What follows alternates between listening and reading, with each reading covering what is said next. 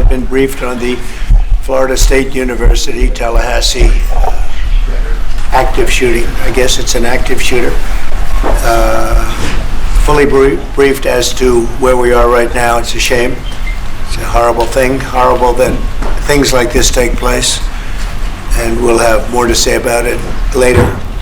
In the meantime, it's an honor to have the Prime Minister of Italy with us, Prime Minister Meloni, who's doing a fantastic job. I would say that she has taken Europe by storm and highly respected. Everybody loves her and respects her, and I can't say that about many people.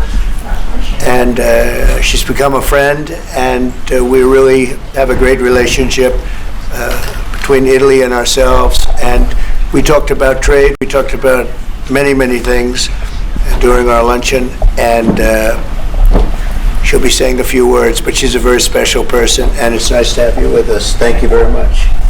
Thank you very much, Mr. President. Thank you for your warm welcome. Thank you for this occasion, which is aimed to strengthen our relation, our friendship that comes from very far.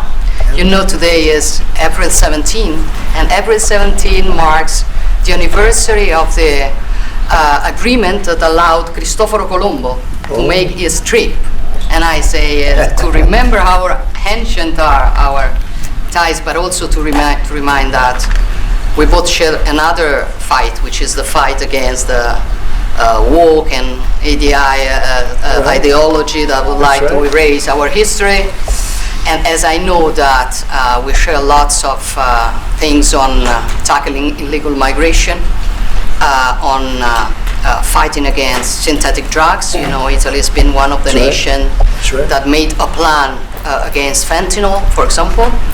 But we have been talking about many bilateral topics and things that we can do together, about defense, about economic,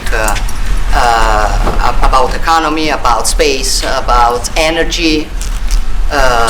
Italy will have to increase its LNG imports, and also nuclear that we are trying to develop. I think there can be ways to work together, and the Italian enterprises will invest, as they've been doing for many years, as you know, in the next years, I think around 10 billions. That shows how interconnected our economies are.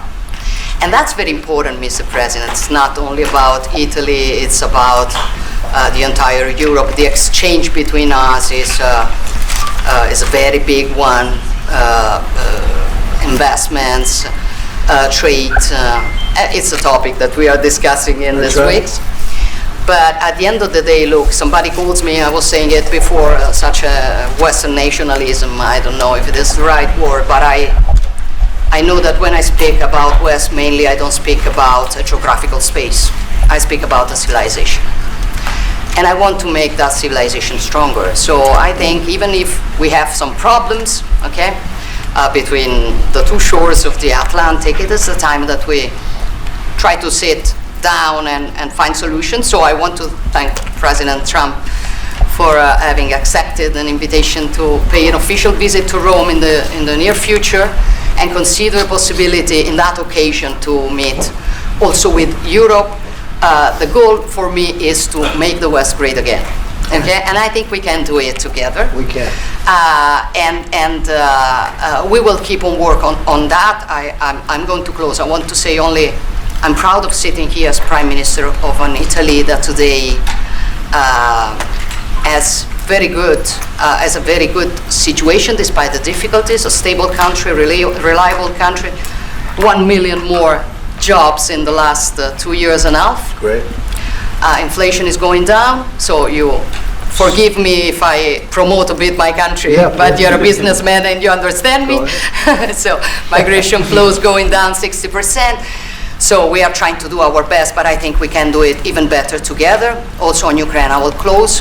Together we've been defending the freedom of Ukraine. Together we can build a just and lasting peace. We support your efforts, Donald. Good. Thank you. Thank you very much. And I think we're doing well in that effort, but we want to get it done. and we'll see if we can. We want to save, on average, think of it, every week 2,500 people are being killed, mostly soldiers, Russian, Ukrainian soldiers. And if we can save those lives, that would be a very good thing. And so we'll see what we can do. And I think we're getting close, but we'll let you know very soon. And you've been very helpful. I appreciate it. Thank you. Any questions? Mr. President, how much longer does Vladimir Putin have to respond to your ceasefire proposal before you put secondary tariffs or sanctions on Russia? We'll see what that will be. We're going to be hearing from them this week, very shortly actually, and we'll see. But we want it to stop. We want the death and the killing to stop. Mr. President, on Jerome Powell, you said that the termination of Jerome Powell cannot come fast enough. He says he won't leave, even if you ask him to. Oh, he'll leave. If I ask him to, he'll be out of there. But Do you believe I don't think he's. I don't think he's doing the job. He's too late. Always too late. A little slow. And I'm not happy with him. I let him know it, and if I want him out, he'll be out of there real fast, believe me. Yeah, go ahead. Are you trying to remove him? Go ahead, please. Question? Are you trying to remove him, Mr. President? Yeah, question? Mr. President, yesterday Judge Boasberg, in a case against your administration, said the Constitution does not tolerate willful disobedience of judicial order. Do you agree with that statement? Well, you're going to have to speak to the lawyers. We have great lawyers. I can tell you this, we're doing a fantastic job of getting criminals out of this country who Biden allowed into the country. Hundreds of thousands of criminals, murderers and drug dealers. And I was elected because of the fact, I would say maybe that was the number one fact for a lot of reasons, the economy, a lot of things. But one of the primary reasons I was elected is because I said, I'm going to get the criminals that he allowed to come into our country so stupidly through open borders. I'm going to get them out. And I got a lot of votes, record-setting numbers of votes. As you know, we won everything. The popular vote, all 7 swing states, we won everything. And that's what the public wanted. That's what I'm doing. But you have to speak to the lawyers because it's up to them. Mr. President, Say it. what do you think of the proposal from France and UK of a peace mission in Ukraine with soldiers? And do you think that Italy should take part into it? Well, I think Italy will have to make that determination, but peace missions are always good with me. I'm okay with peace missions. Yeah, please. Mr. President, have you discussed what areas of cooperation have you discussed with the Prime Minister vis-a-vis Italy and the United States and Europe and the United States? And on China? We discussed it very briefly. No, we're doing very well with negotiations, I think, with all countries. Do you have a And Scott could tell you a little bit, but we are doing very well. We have a lot of countries that want to make a deal. Frankly, they want to make deals more than I do. Go ahead, Scott. Would you say something? Chris? Yeah, we've got a process in place. We're working on the big 15 economies first. We had a fantastic meeting with Japan yesterday. I believe there have been calls with the EU already. And then we have South Korea coming in next week. And I believe India is also talking. That's moving very quickly. Go ahead. Ukraine's President Zelensky has evidence that China is supplying weaponry or ammunition to Russia. Do you have any evidence along those lines? And also, he said we could see a minerals deal signed this week. Is that? Well, we have a minerals deal, which I guess is going to be signed on Thursday, Scott, next Thursday, soon. And I assume they're going to live up to the deal, so we'll see. But we have a deal on that. No, I have no comment on that. I have no idea. That's his statement, not mine. Mr. President, there was a waved off the Israeli attack on Iranian nuclear facilities. Can you comment on that? Is that accurate? And they say the attack is what? That you waved off an Israeli plan to attack Iranian nuclear facilities. I wouldn't say waved off. I'm not in a rush to do it because I think that Iran has a chance to have a great country and to live happily without death, and I'd like to see that. That's my first option. If there's a second option, I think it would be very bad for Iran, and I think Iran is wanting to talk. I hope they're wanting to talk. It's going to be very good for them if they do, and I'd like to see Iran thrive in the future, do fantastically well. I know the Iranian people, they're incredible people. Always have been very smart, very energetic, very successful people. And I don't want to do anything that's going to hurt anybody. I really don't. But Iran can't have a nuclear weapon. It's, pretty simple. It's really simple. We're not looking to take their industry. We're not looking to take their land. All we're saying is you can't have a nuclear weapon. The deal that was made with Obama, that deal would have expired already. It was a terrible deal. It would have expired. And that gave them a clear path to a nuclear weapon. I wouldn't have accepted. That's why I terminated the deal. Number one, it was way too short. When countries are involved, you don't make short-term deals. These are countries with long lives. And I terminated that. And it was a great termination because it didn't allow us to do anything. Once it terminated, you know what the deal was. It was a terrible deal. Really, one of many terrible deals made by the U.S. But no, I'd like to see Iran thrive. And they can do that, I think, very easily, or they can do it the other way. And the other way is not going to be good for them. It's going to be really bad for them.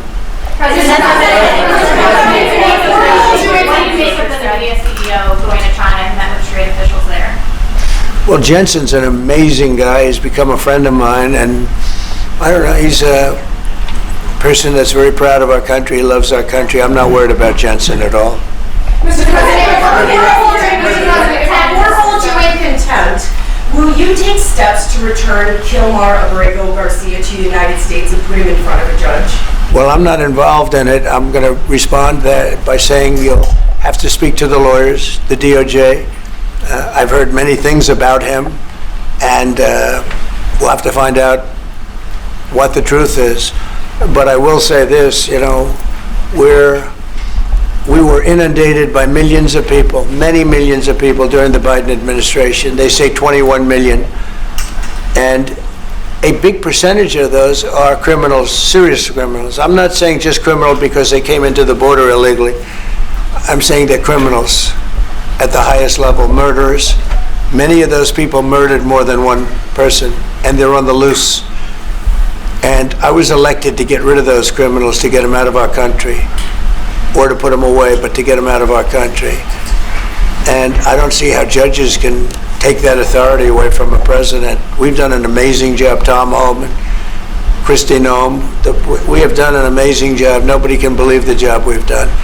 Far greater than what I said. I mean, I got elected on that, but we've done much better. We have right now 99% border. It's a 99%.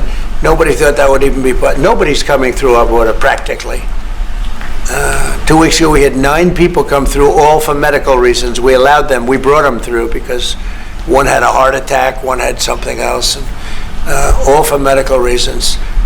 We have a great border. We had a great border 4 years ago, but we have a border now that's even tighter, and we did that in a matter of weeks. And no, we have to. We need to get murderers and drug dealers and people that were in jail for horrible. They released jails, Georgia, from all over the world. They released them, not just South America, all over the world, the Congo and Africa. Many, many people come from the Congo. I don't know what that is, but they came from the Congo. And all over the world they came in, opened their jails. Venezuela, practically all of their prisoners released into our country. We took them because we had an incompetent administration called the Biden administration. And to think what they've done to our country. And I was elected to straighten that out, and I'm doing that. But we have activist judges that don't want murderers to be sent out of our country. They don't want killers and drug dealers and drug lords and people from mental institutions. They want them to stay in our country, I guess. I don't know, maybe that's the liberal way, or as they call it nowadays, the progressive way. But I don't think it's the way that our country believes, and that's why I won in a landslide. Mr. President, you did say that you are confident these deals will be done, but you also said that you're in no rush. Americans are seeing prices rise. They're seeing it on their bills. How long can they expect that pain to last? So they've already seen it get much better, because if you were truthful, which you're not, I know you very well, You have gasoline that hit $1.98 yesterday in a couple of states. You have gasoline's way down. The price of oil has dropped substantially. The price of groceries are substantially down. The price of eggs. You know, when I came in, they hit me with eggs. I just got there. I was here for 1 week, and they started screaming at me, eggs have gone through the roof. I said, I just got here. I was there for 7 days, and I hear that eggs have gone through the roof before I got there. And they were screaming at me, the press, the fake news like you're fake. And the fake news is screaming at me like about eggs. I said, I've only been here, this is my 7th day. And they were right. They went up 87%, and you couldn't get them. They said, you won't have eggs for Easter, which is coming up. Happy Easter, everybody. You won't have eggs for Easter. And we did an unbelievable job, and now eggs are all over the place, and the price went down 92%. And our Commissioner of Agriculture, Brooke, has done a fantastic job. They really have done a fantastic job. So prices haven't gone up. The only thing that's gone up, actually, is interest rates, because we have a Federal Reserve Chairman that is playing politics. Somebody that I've never been very fond of, actually. But he's playing politics. Interest rates should be down now. They should be coming down.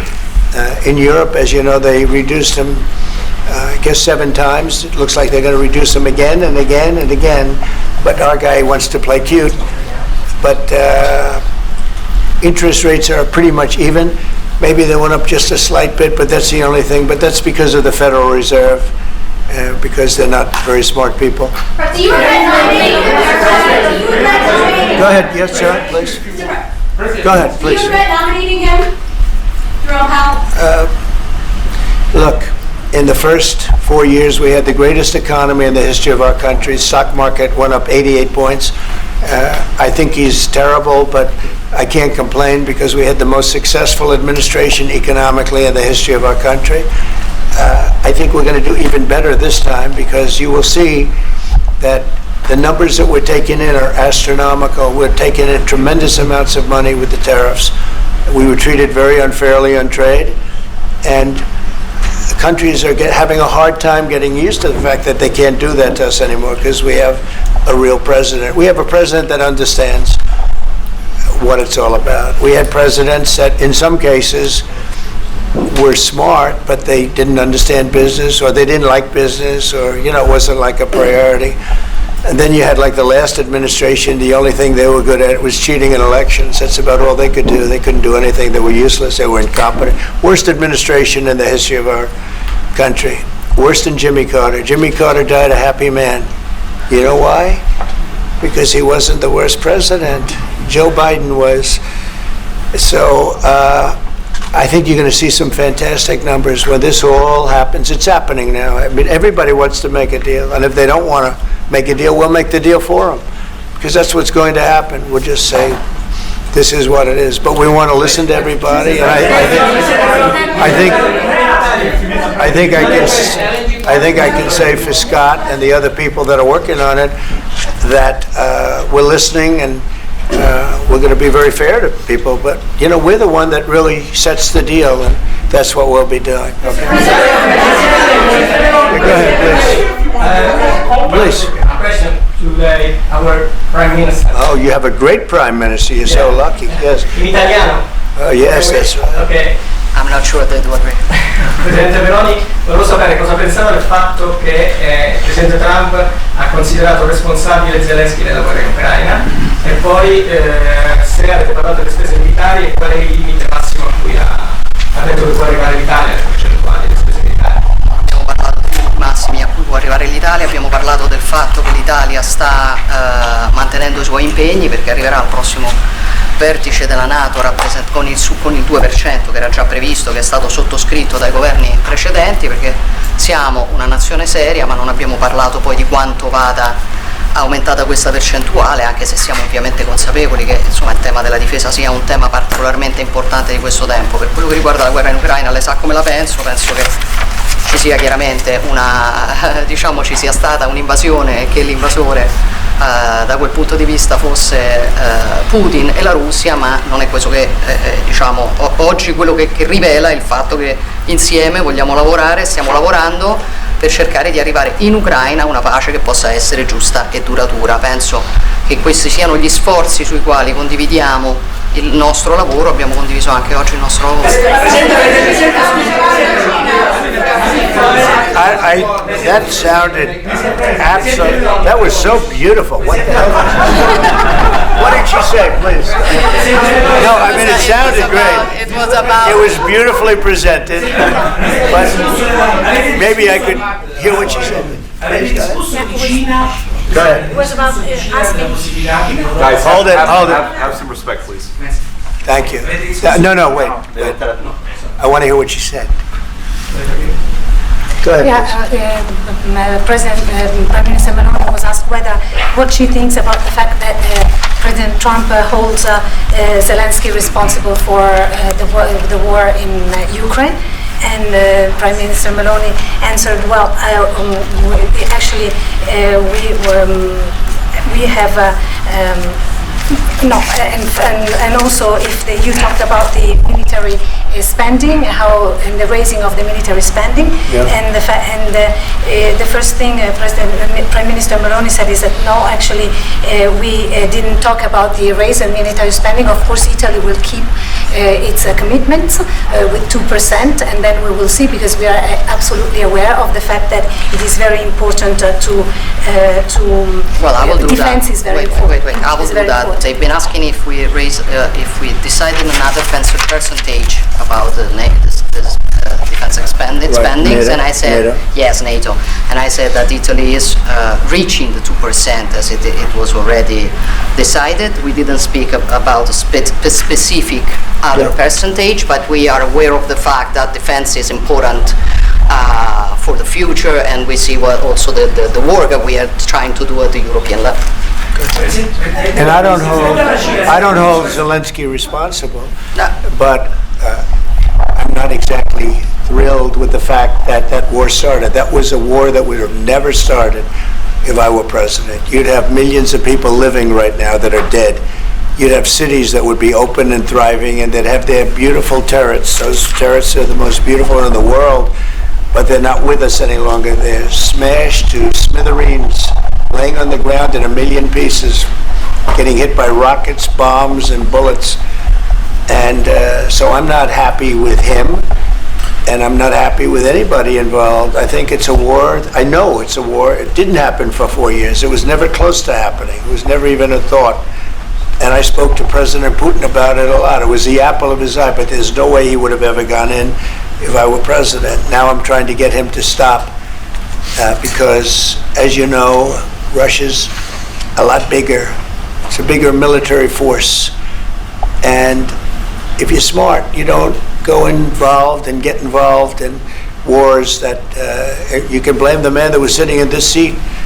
Biden, he didn't know what the hell was going on, but I can guarantee you that, and everybody agrees to it, if I were president, that war would have never taken place. I'm not blaming him, but what I am saying is that I wouldn't say he's done the greatest job, okay? I'm not a big fan.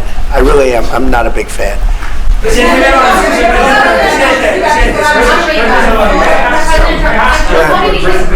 ahead. Presidente Meloni, avete discusso di Cina, della possibilità che l'Europa ponga dei dazi, diciamo, sulla Cina. Mr. President, are you sure about the definition of parasite of European?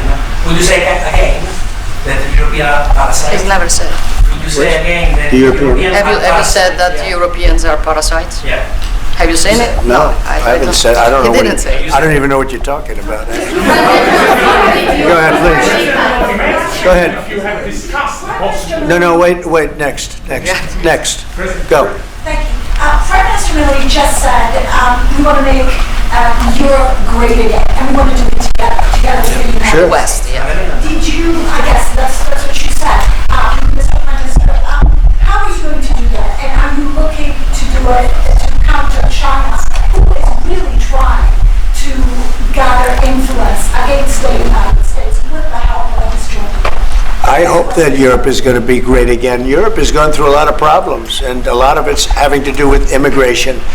And I'm not a big fan of Europe and what they've done with immigration at all. And I think they got to get smart, because Europe is being very badly hurt by what they've done with immigration. Now, I'll say this, that the Prime Minister has taken a very tough stand on immigration. And I commented to her before, I said, I wish more people would be like you having to do with that subject, but they're not. Europe is very important to me. Europe is very important to the world. I want Europe to do very well. I think they have to get a lot smarter on immigration.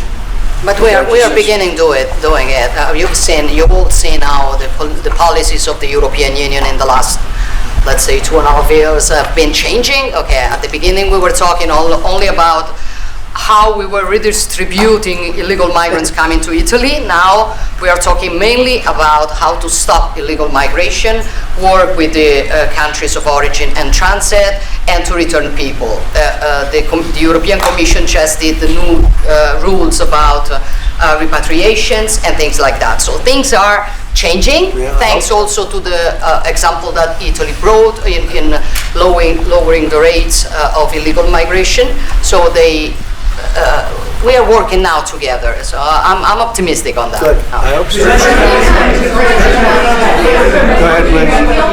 Go ahead. I'd like to ask President Meloni if you have discussed the option of a starting deal with Italy on satellite communications, and to President Trump, if you want to see the Google company growing up.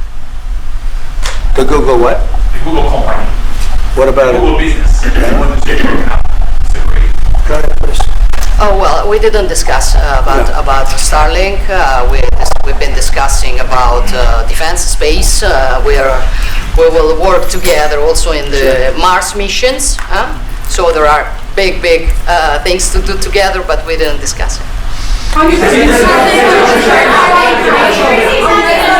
your conversation with the Prime Minister that changed your mind potentially about tariffs and what you plan to do going forward? No. Is there anything the Prime Minister said to you that changed your perspective? No, tariffs are making us rich. We were losing a lot of money under Biden, trillions of dollars, trillions on trade. And now that whole tide has turned. We're making a lot of money. We're taking in a lot of money. Don't forget, we're taking in 25% on cars, 25% on steel, 25% on aluminum, 10% baseline. We put penalties on China for sending us fentanyl. We put penalties on Mexico and Canada, 25% for allowing fentanyl and allowing the borders to be weak. Now we're taking in billions and billions of dollars while I sit here and talk to you. And we didn't take in anything before other than the tariffs that I put on previous to Biden, which were the tariffs I put on China, where we took in, up until this point, probably $700 billion. They were Trump tariffs. He tried to weaken them. He did everything he could. You know, he got paid money by China, right? The family got paid money, he did. And so I don't know, maybe that was the reason or maybe it wasn't, but he tried to weaken them, but he couldn't, because there was so much money that his budgets, you know, they couldn't stand not doing it. But I took in the, up till this point, my tariffs on China. Nobody ever took in 10 cents from China. No other president took in 10 cents. I took in more than $700 billion from China. So we're doing very well. I mean, our country's doing very well. They had a bad report today from one of the healthcare companies that had an impact on the stock market, but this isn't about that. This is really, we're building a base. We're building a country like no other. And again, I had the strongest economy in the history of our country by far, history of any country probably, but the history of our country in 4 years. And I think this has a chance to be much better. Can you just clarify on the mineral field? Will that be signed here at the White House with Ukraine on Thursday? Will President Zelensky be coming here for that? I don't know exactly. I'm going to leave that to Scott. What do you think? Where would it be signed and when? Yeah, we're still working on the details. We're shooting for around April 26th. Is there any more detail that you could tell us about what's in that deal and how it came together? It's substantially what we'd agreed on previously with the president, was here. We had a memorandum of understanding. We went straight to the big deal, and I think it's an 80-page agreement, and that's what will be signed. President Trump, on rate cuts, can you clarify on rate cuts, do you intend to seek Powell's firing if he doesn't change his stance on rate cuts? Or is that on the table, or is it out? Well, I think he should do the rate cuts, because I think if Europe has done it, it puts us at a disadvantage to Europe. I mean, he plays right into their hands. So I think he should do the rate cuts. We don't have really inflation now. I just said the major things are going down. Oil is great. Oil is way ahead of schedule, and that's because of our policies. But oil is down into the $60, $65 range now per barrel. And I told you, in certain states we have less than $2 for gasoline. And food is down. Groceries, as we call it, are down. Other than interest rates, everything's down. Interest rates are pretty flat. It's not that they're up, but we should be better than flat. We should, if he would lower the interest rate, I think it would have a good impact on that too. But the costs are down. We have very little inflation. I would say we have essentially no inflation. Hard to have inflation when oil goes down, and oil goes down. When Biden came in, oil went through the roof. That's what caused our problem. That and his very dumb spending. But when the oil prices go down, and they have gone down a lot, we've gotten it down really good. We've opened it up and we've gotten them down. And that means that people driving cars are going to be paying $2 and $2.50 instead of $4.50. And even at the end, and they tried just for the purpose of the election to get it down, but they had really lost that sucker. It was not good.